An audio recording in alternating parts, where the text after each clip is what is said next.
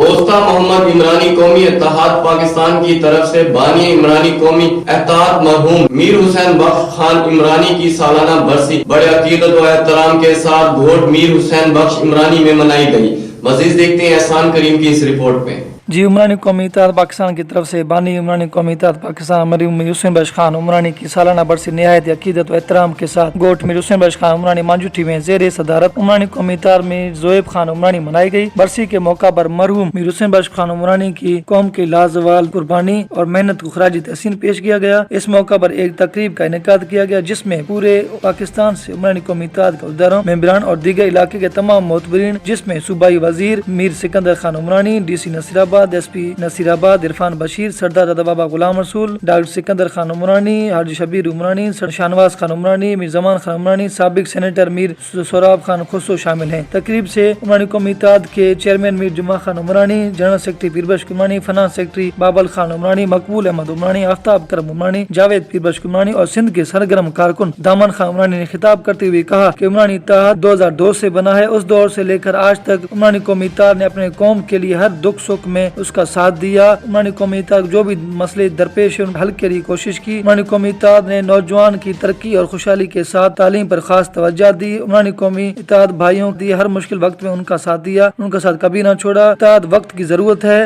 جن قوموں میں اتحاد نہیں وہ در بدر ہیں۔